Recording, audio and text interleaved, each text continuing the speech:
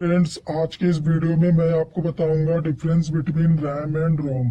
तो इस वीडियो में हम जानेंगे रैम एंड रोम में क्या डिफरेंस है। साथ ही साथ हम आपके साथ ये भी डिस्कस करेंगे कि रैम क्या होता है और रोम क्या होता है। तो ये हमारा कंप्यूटर मेमोरी का बहुत ही इंपॉर्टेंट टॉपिक है, रैम एंड रोम। तो चलिए वीडियो को स्टार्ट करते हैं। रैम के फर्स्ट पॉइंट में मैंने लिखा है RAM stands for random access memory. RAM का पूरा नाम होता है रैंडम एक्सेस मेमोरी। रोम का हमारा फर्स्ट पॉइंट है ROM stands for read only memory. ROM का पूरा नाम होता है read only memory. Second point है हमारा रैम में RAM data is volatile.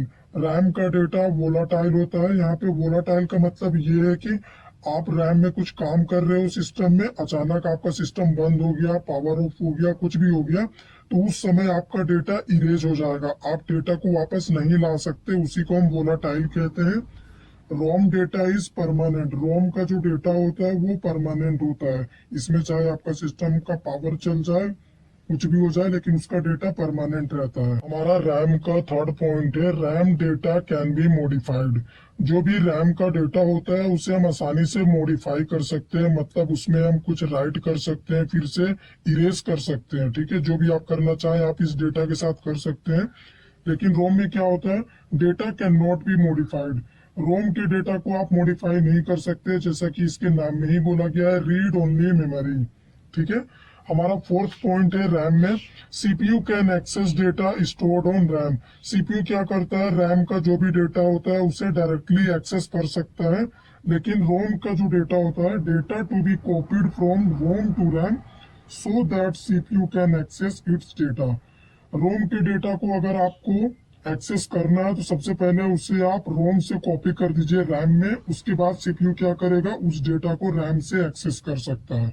Direct access नहीं कर सकता सीपीयू रोम के डेटा को। हमारा फिफ्थ पॉइंट है रैम का रैम इज फास्टर मेमोरी।